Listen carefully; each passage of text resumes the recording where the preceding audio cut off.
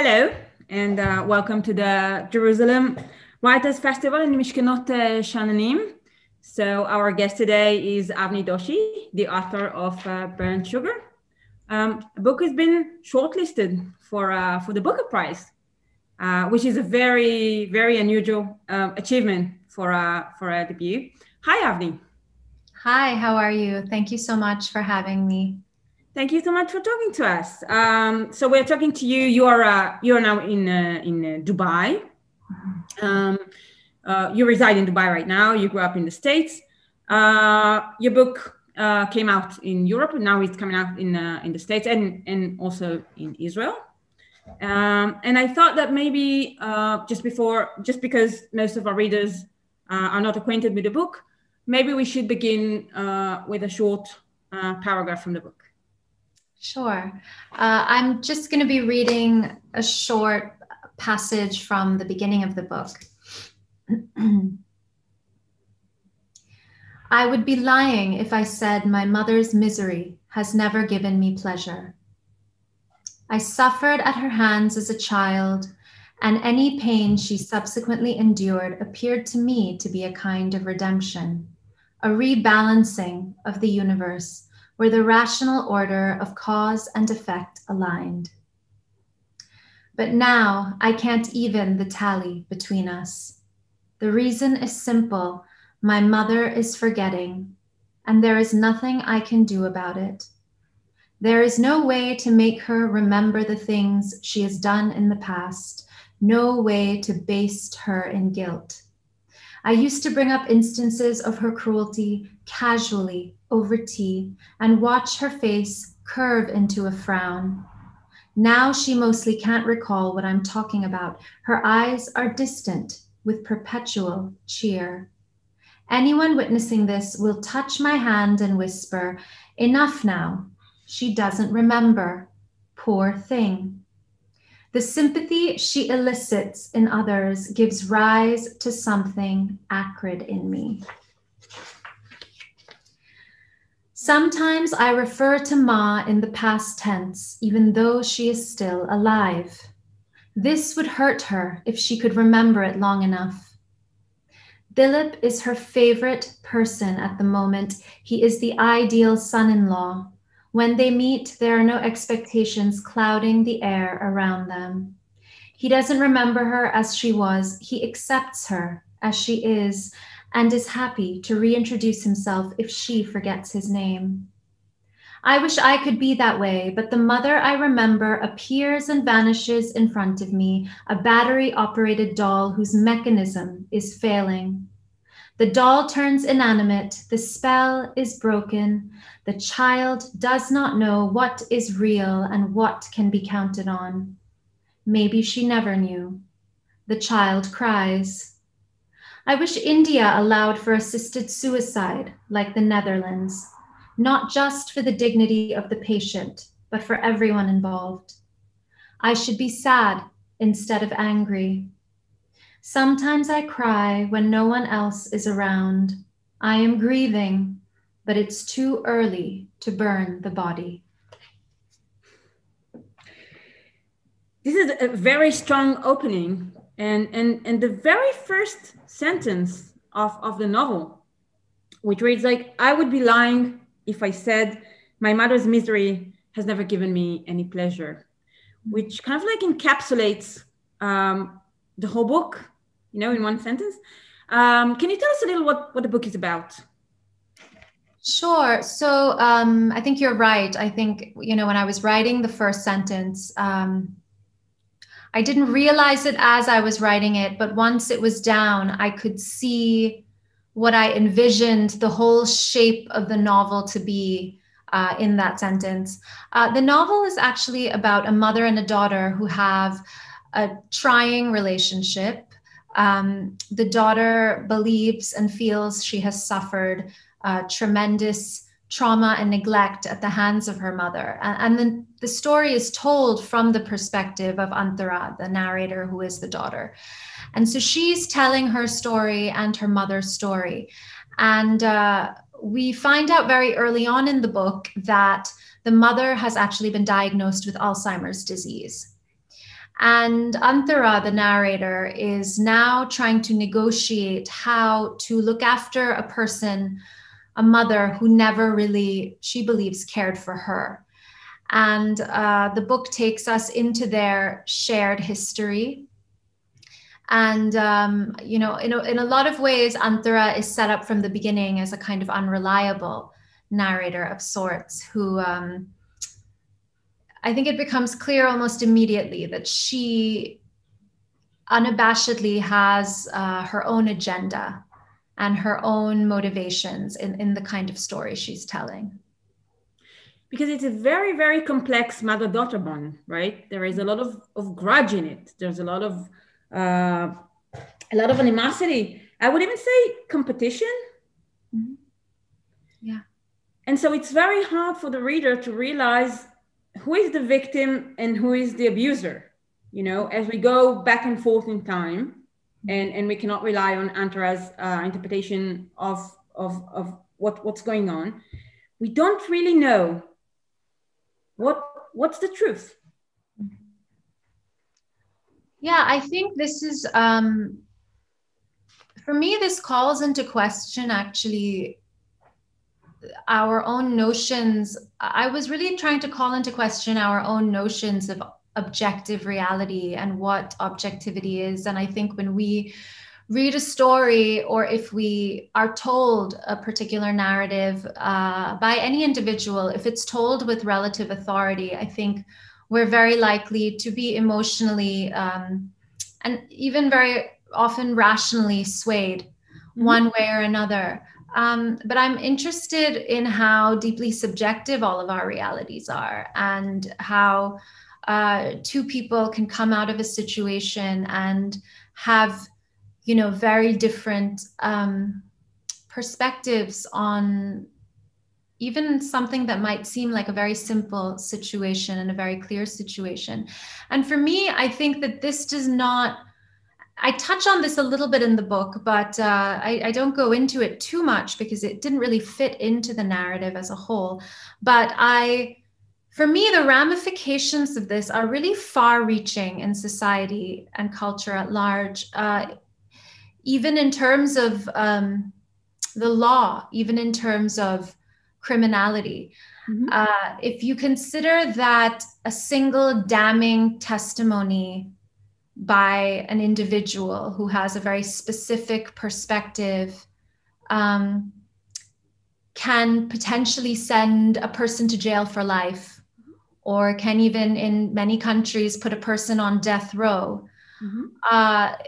The weight of our how we witness things and the stories that we share, you know, that takes on a different kind of heft, I would say. And I think in that sense, that's really where the theme of memory ties in, because, you know, throughout the novel, for both characters, it becomes, the mother is diagnosed with Alzheimer's disease, but it becomes immediately apparent that for all these characters, all of the characters in the book, memory is a kind of flimsy thing.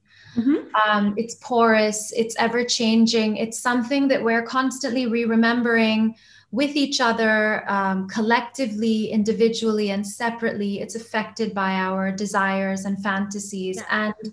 And at some point, you just say it. You say a memory is a work in progress, always being reconstructed.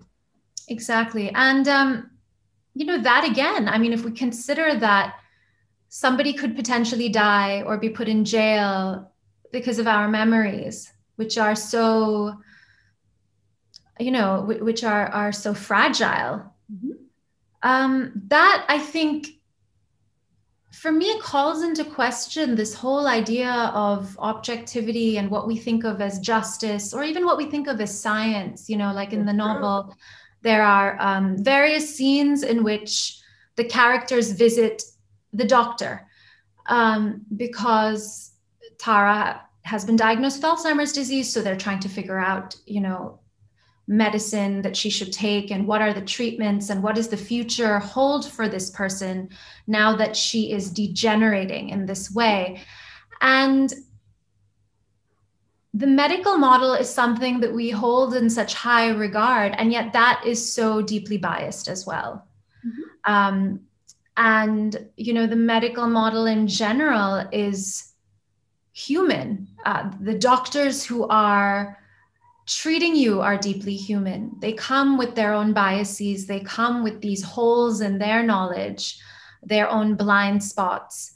And, you know, there's now a lot of conversation and debate around sexism and misogyny in the medical model, because, you know, a lot of women are coming out and saying that, you know, I was complaining of this illness for years and the doctors never took me seriously. They said, oh, it's in your mind, take an antidepressant, take this, take that, when in fact, these women actually had various kinds of diseases, and that would only come out much later. But very often their initial complaints were sort of ignored or put aside. And so, you know, for me, it becomes a question of how our blind spots, our biases, and our the fragility of our memory, how this affects really the way we live in the world at different registers. Because because we live like in a post-truth era, so there is no solid truth we can grasp on. So it's all just a war of narratives, a war of versions, a war of realities. You know, the term gaslighting has become, you know, very popular. It's being discussed, and this is part of it, because we don't really know what the truth is. We just have a lot of versions that we can choose from.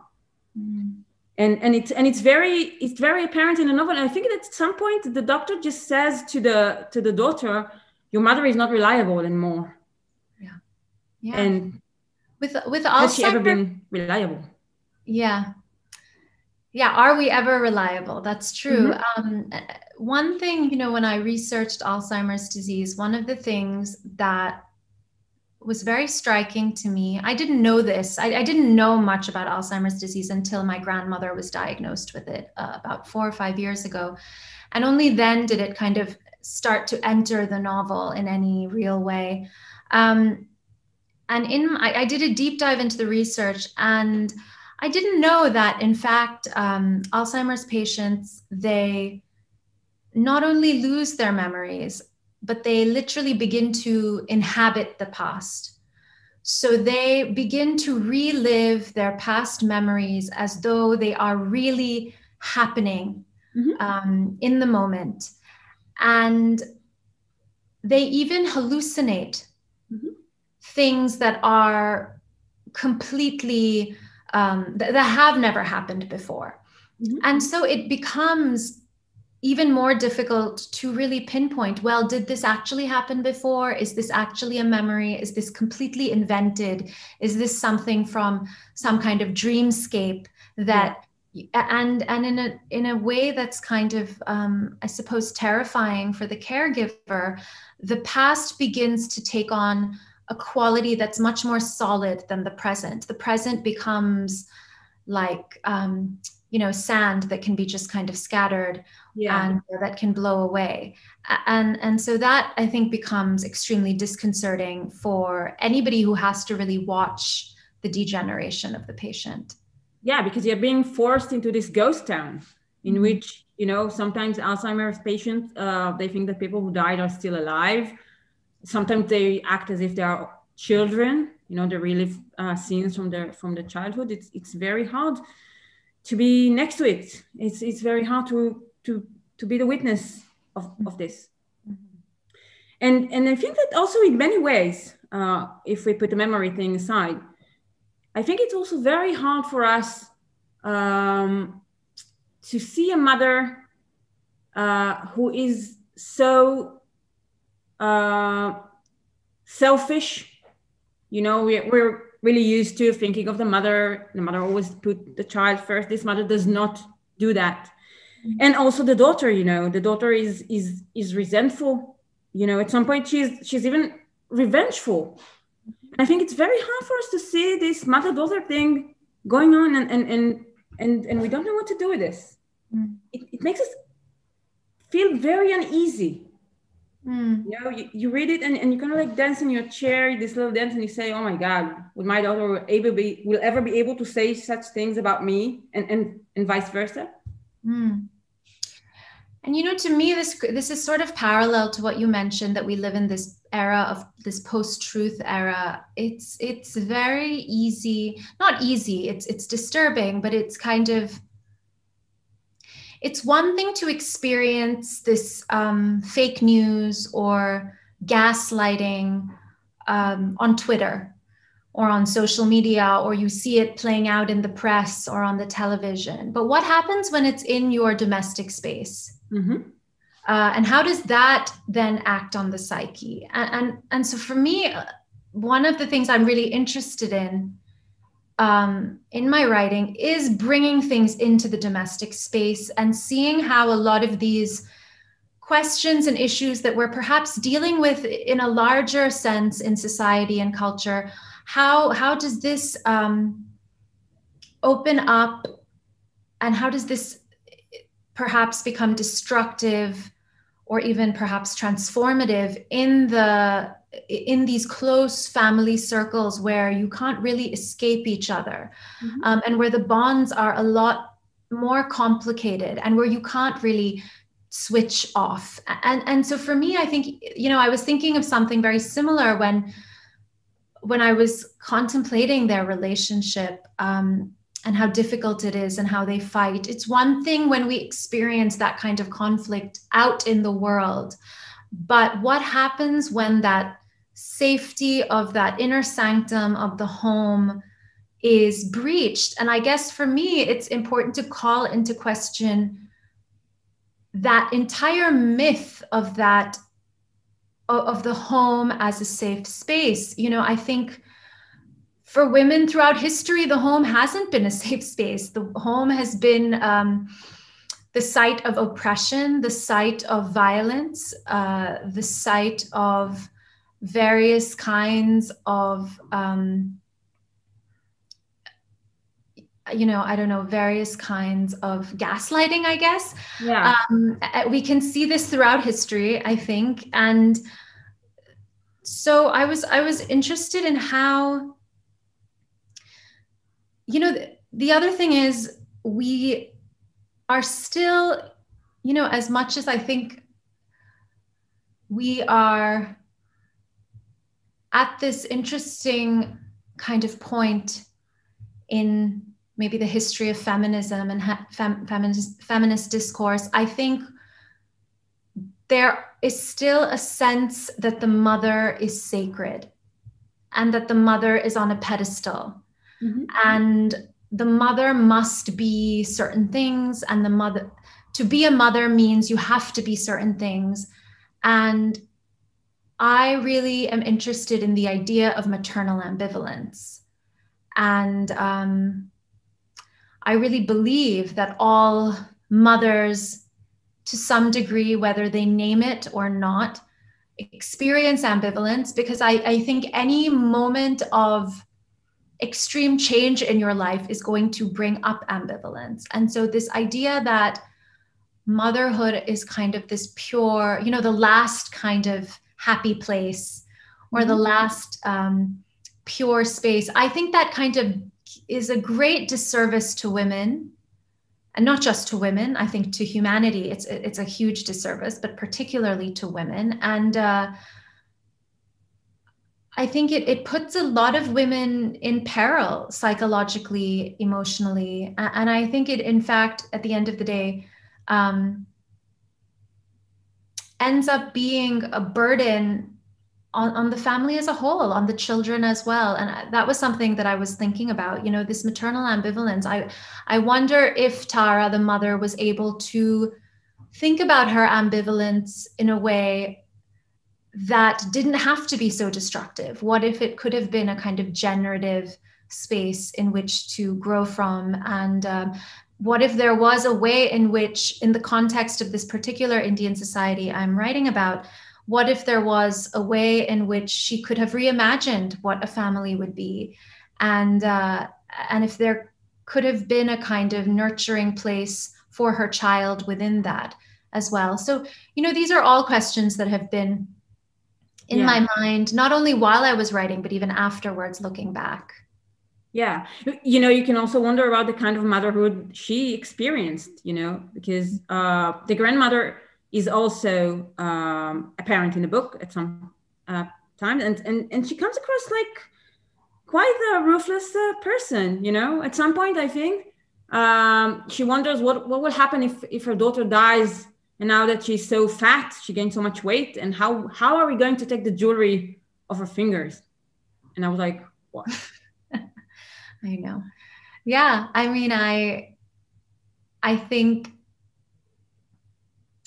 don't think that these kind of relationships are necessarily formed in a vacuum.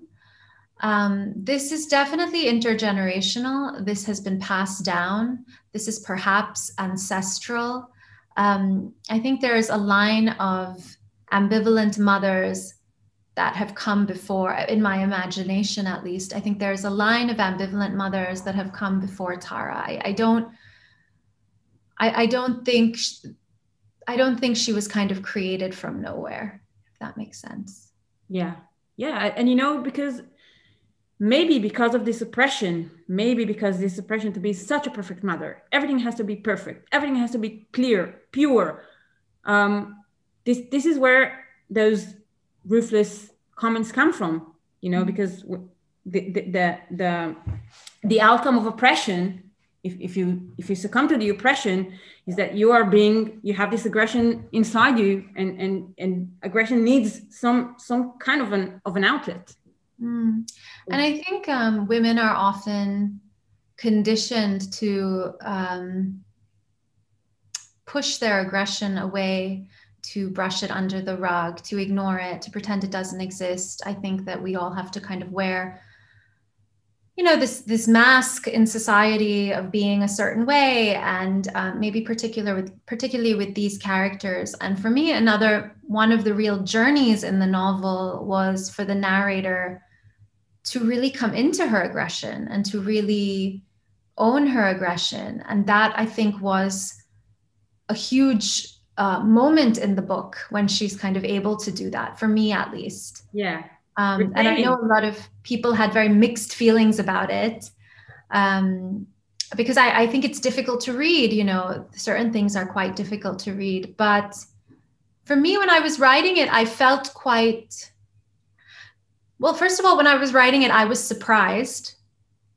I didn't really know that the story was going to go in the particular direction that it did. So that was something actually quite special about the writing process for me, is because with this particular draft... You did not have the plot like in your head. The book just was just coming out. Well, I don't want to say the book that just came out. That's not true. I was writing the book for a very long time. I wrote so many drafts, 8 drafts over the course of 7 years. So definitely nothing just flowed out. I think it's been a very long and difficult journey. Yeah, so I think that's a myth. People who say this book just flew out of me or just poured out. I have a hard time sometimes believing that. My journey was not so straight and simple. It was like a lot of ups and downs.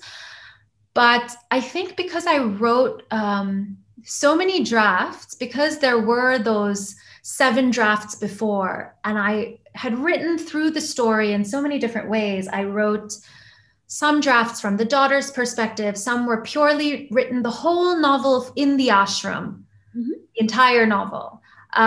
Some were written from the perspective of the mother.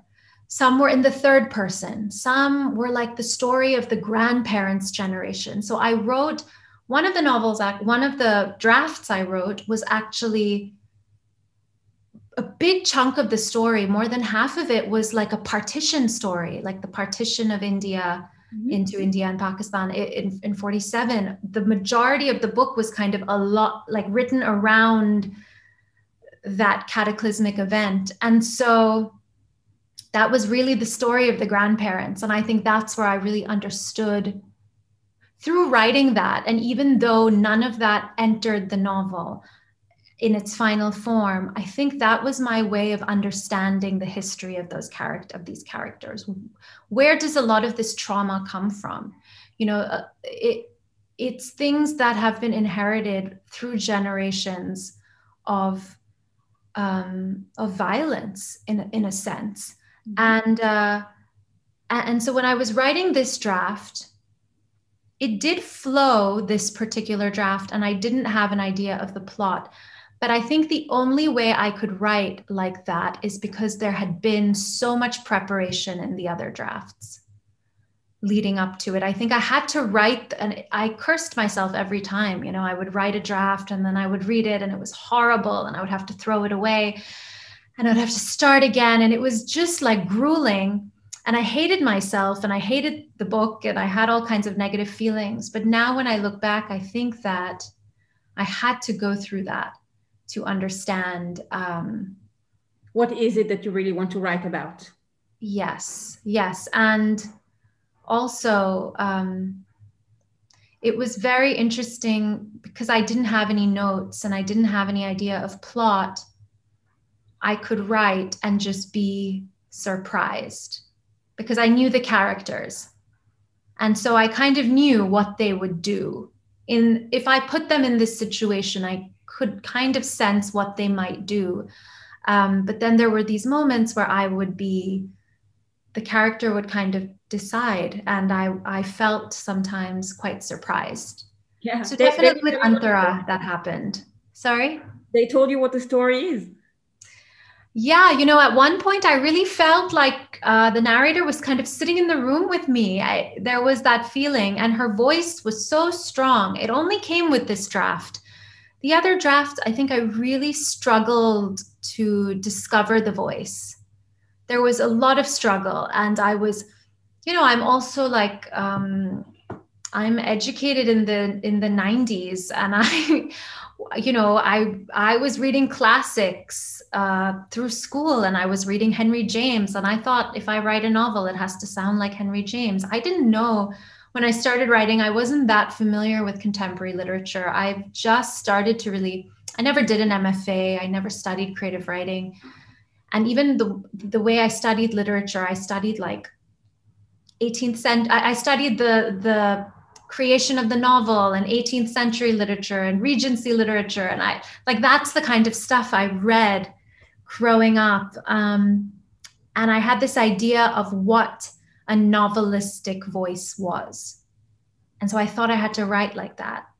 And it was just awful. It was so inauthentic and it was awful. I believe you.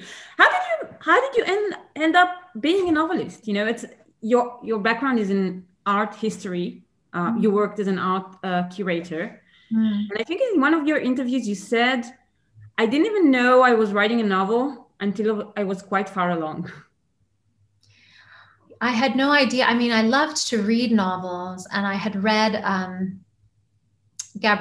had started kind of going through the works of Gabriel Garcia Marquez. I was in my mid-20s, so that was like, God, that was a long time ago.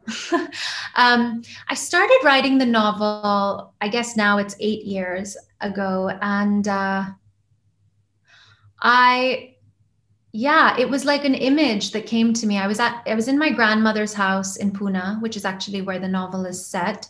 Mm-hmm. And I had this very strong image come into my mind of a woman who could kind of see her face split in two, and that kind of evolved into this image of a mother and daughter. And they looked alike, but they were different. And there was just this interesting energy I could feel between these two characters. And those characters really were there at the beginning. And it's funny, I think those characters are still there. But that's where I started writing. And it was just a few scenes and fragments, and I didn't know what I was doing. And at first I thought, you know, maybe this can just be like a fun project. And then I thought, okay, maybe this is becoming a short story. And then I started to collect, it just started to collect, and I amassed a lot of words. I think it was almost 100,000 words before I kind of thought, okay, this looks like a book. And it's so funny. A friend, she posted something on Facebook about a prize for an unpublished manuscript. And that's why I think it's so great for aspiring writers to look out for these various prizes, because you just never know where that would lead. And I just thought, you know what, this isn't, my book could never win this, but whatever, it'll be a good deadline. I kind of had it as a deadline. I thought I'll submit it and at least I'll have something complete. And so it was only then I really started to edit, take things out, and started to think, okay, could this have the shape of a novel? And it was amazing because I submitted it for the prize and I ended up winning. And through the prize, I got,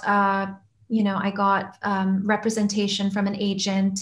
I was able to do a writing fellowship. So it happened in this kind of strange, but also quite an organic way. And then, but as I said, it really wasn't linear. And I always like to tell aspiring writers this, that, it's not that I won the prize, got representation, and then came out. There was no Cinderella story. It was it was like up and down. Yeah, a lot of ups and downs. Yeah. Why did you choose Pune as the set of the novel? For many Israelis, Pune has one thing associated with it. This is Osho's ashram. A lot of Israelis have been followers of Osho, and there is also a guru and an ashram in the book, which naturally Tara joins an ashram. Can we talk about that? Sure. So my mother's family is from Pune, and when I was growing up, we used to go there very often, in the winter, and we used to spend weeks, sometimes months, with my mother's family. And there were always so many women in the family, and it was amazing just to sit and listen to them talk and tell stories and gossip and fight. And but I always noticed there was a lot of silence as well. There were things that were kept from the children, things that were not said or not spoken aloud, but that kind of existed only through insinuation or innuendo. And one of those things was, I think, around the ashram, because a lot of the women in my mother's family over the years belonged to the ashram, particularly many of her paternal aunts. So if you actually watch Wild Wild Country, I don't know if... Yeah. I know you said you can see them there, but of course, I had no idea who they are. So yeah. If you watch it, you can see them. Some of them are in the old video footage of Osho, and it's quite amazing. I mean, there's a history, I think, that kind of connects my family to that ashram in Pune, especially in the early days. And I visited the ashram, and I knew a bit about it. But I was so curious about these silences, about the things that we didn't want to talk about. And I guess for me, writing, as a child, your imagination can just run wild with you. And you can start to create all these anxieties and fears around these unanswered questions.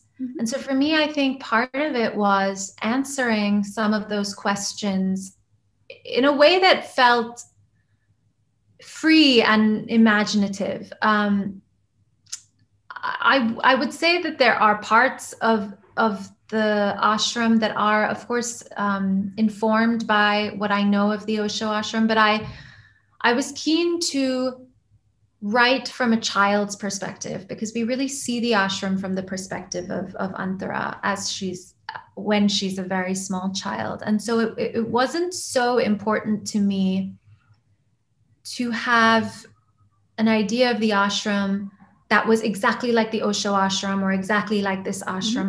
I was more keen to explore this terror of a child, this fantasy of a child, how a child pieces together disparate ideas, and even perhaps creates a picture that isn't complete or that isn't coherent.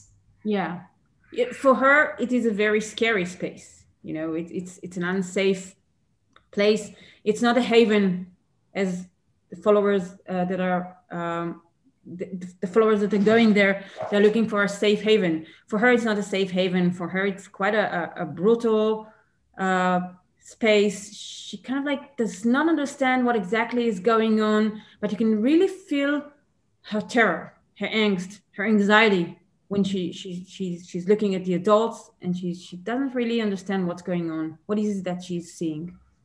I think it's with children, anxiety, and I think this is true with adults as well, but especially with children, we feel a lot of our emotions when we're children, and we hold a lot of it in the body, but we don't always necessarily have a language for it. And I think having language as a kind of container for trauma and anxiety, language becomes a way to distance from your trauma, and it becomes a kind of it becomes a medium through which to explore your trauma. I think with children, I'm not sure that they they don't necessarily have the tools to use language in that way. But which is why I think, like art therapy and those kind of things are amazing for children as well. But with Antara, I think she doesn't, she's recollecting, she's looking back in the novel and recollecting her experiences. But I think as a child, it must have been very difficult for her to really make sense of what was going on. Her mother brings her to the ashram and then basically abandons her to the care of a sort of surrogate mother who loves her and who does care for her. But at the same time, I think that initial abandonment is, and you can say almost this abduction. I mean, she's kind of taken from her father's house in a way as well. So it's almost like this abduction and then abandonment. And that is a huge trauma and I think upheaval for such a small child. And I think even as an adult, she's constantly trying to come to terms with that. These are things that kind of appear and vanish in the fabric of her life as the novel moves around. What is it that I'm seeing? Can I see it like in a different angle, from a different angle now that I'm an adult? What is it that I saw there? Where is all the things that I'm seeing? Where do they reside in my body, in my mind? Mm-hmm. The novel is really packed with a lot of narratives and a lot of themes. And we've discussed memory and we've discussed the mother-daughter bond, and art also plays a big part in this novel. Well, this is not surprising given your background. But can you explain a little about the role of art in this novel? For me, it just felt very natural to write about art. I've written about art for so long, and art is the lens through which, visual art is actually the lens through which a lot of more abstract ideas can kind of ground themselves. Even when I was working in the art world, I myself curated an exhibition around Gabriel Garcia Marquez's work, which actually a very similar scene occurs in the novel as well. So definitely the art was very much inspired by things I've come across. For me, art was kind of a way in which to explore the idea of memory, explore the idea of unreliability. It kind of created a really rich parallel language and kind of way of describing things that were happening in the characters' kind of interior spaces. And it was sort of a way to, for me at least, to kind of project them outward into this different sort of sphere. I think with the actual artwork that's in the novel, Antara takes a kind of photograph and then presumably loses it later, but she takes a photograph and she copies the photograph, and then she copies the previous day's copy, and she does it every day. And this becomes almost like a discipline. And every day she kind of moves further and further and further away. But there is this kind of daily rehearsal, daily recollection of what happened the day before. But she can never sort of go back to the original. And to me, that's kind of really, it was sort of a perfect metaphor in a lot of ways when I was writing for memory, because that is how we remember, you know. We take a memory, and every time we kind of return to it, we're sort of limited to the way we thought about it the previous time. And then where are the kind of jolts, and where are how did the errors creep in? And finally, when she kind of has an exhibition of all of these works, you know, they're all up in the wall, and the one that she started with is sort of close to the one that she ended with. And it's almost like they look nothing alike, because she spent a year just copying from the day before. And every day that human error and that human fallibility creeps into the work. But of course, art does not only operate in this particular way in the novel. I mean, art and memory turn up with other characters as well. There's a very complicated character that shows up later in the book named Reza, and he's also an artist. So there are various ways in which art is actually a very central theme to the novel. Mm-hmm. Right. You know, I read a short essay that you wrote. It was very interesting. It was about writer's block and the way you handle them. And it was something I've never heard about before. It's called sense writing. Actually, yeah, the teacher, I think she might be in Tel Aviv right now. She spends a lot of time in Israel, and she teaches a lot in Israel. I think between the US, between New York particularly, she does some courses on the West Coast, I think, but it's primarily she's between the US and Israel. Yeah, and she's kind of been a very important mentor and teacher for me. Particularly because she made me appreciate the importance of process in a way that I never had before. And she also equated learning and healing, which was very interesting. You know, she draws a lot on the ideas of Feldenkrais, who was a very important teacher, I believe, in Israel. I'm sure you're familiar with him. Yeah, he was very popular here. He's very popular there, right? So I had never heard of him when I started working with her, but it was amazing in the way in which the body and the nervous system and creative impulses are so intrinsically linked. I had never thought of that. I had never considered that my state of anxiety or my the adrenaline in my body, just the state of my brain. I had never considered the state of my brain. I think there's this idea of, and I think particularly with women, you know, because women have been forced into this kind of embodied role for so long, and we're always, we're kind of framed as living in our bodies, and men are so intellectual.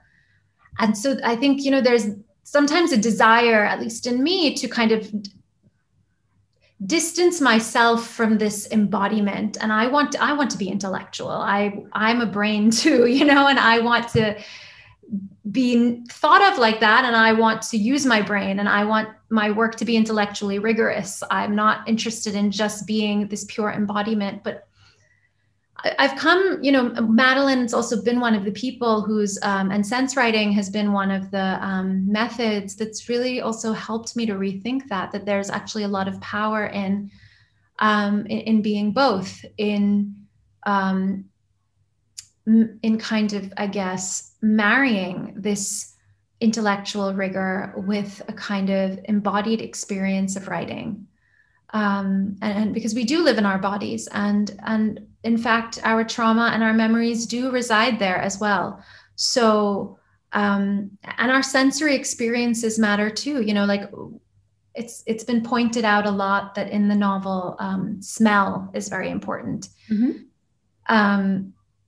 And yes, smell is very important because smell and memory are so intricately linked. I mean, a whiff of anything, of a perfume, of a food can take you back to something from your childhood. You don't even know that you still own them. You know, it's very smell can trigger a memory that you're not really aware of. You didn't really know how to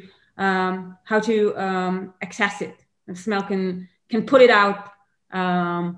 And sometimes you can't even access the memory, but you smell something and you're like, I know that smell. I've eaten that before. There's something.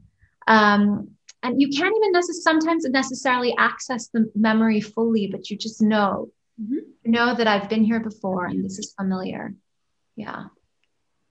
Yeah, but can you use this technique to actually overcome writer's block? Because you describe in a very funny way the process of trying to write and not being able to write, eating another bag of crisps, falling asleep, hating yourself, hating the computer, hating the text, hating everything. And then you say, okay, this worked for me. So can you elaborate a little about the technique in terms of how can it overcome writer's block? So the basic idea is that we're constantly in this state of fight or flight, kind of high anxiety, in our sympathetic nervous system space where we're just like, and half the time when we're writing, we're kind of in that space. And Madeline has created a set of sequences that you do. I hope she doesn't mind that I'm giving away everything. No, I'm sure she won't. She's very generous. She's created a set of sequences that you do where you use the body in different ways. And a lot of the movements and techniques are inspired by Feldenkrais. And you enter a parasympathetic state, which is a state of healing and learning. And it is in that state that you are able to produce and even to access, I think, parts of your creativity and parts of just different ideas. I mean, sometimes I would literally have these strange scenes and images come to me that I had no conscious awareness of. So I actually even look at it as a way to kind of tap into some kind of unconscious or subconscious space. And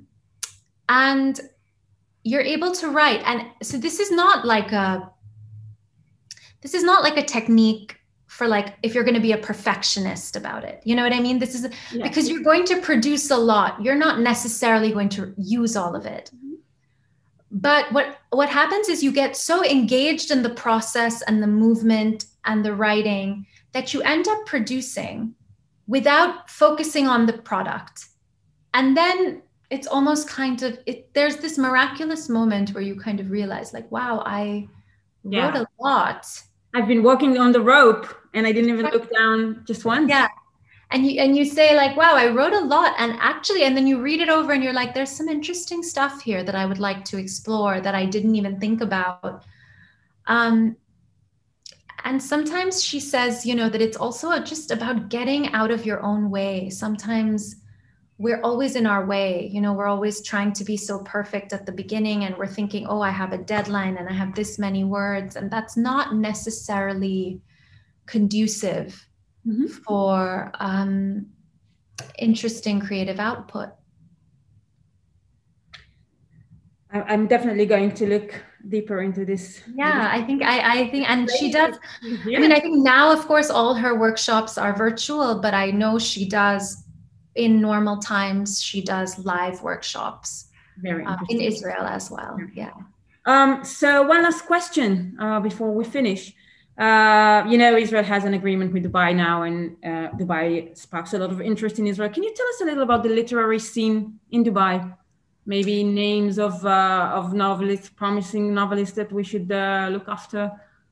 You know, the literary scene is quite nascent here, and I think it's really exciting the way in which it's growing. I think in particular with the Emirates Literature Festival, they do a really great job. Right now, in fact, they did a kind of hybrid, partly in-person festival during this, pandemic. And it was really quite amazing to see. They transformed the festival to be completely outdoors over 3 different venues, over 3 different weeks. So it was really exciting to be a part of that. And for me, I see, the literary scene here growing. I'm really hoping it continues to grow. I would love to see, something that I would love to see is maybe some homegrown small publishers, maybe some local agents beginning to kind of set up shop here, so that there can kind of be a local scene. At the moment, I think the scene it's a bit more focused internationally. And it would be just wonderful to see, things begin to pick up at a very grassroots level, I guess. Hopefully. Yeah. Well, we're keeping an eye on that. Thank you so very much. Thank you. Great to have you on board. Thanks.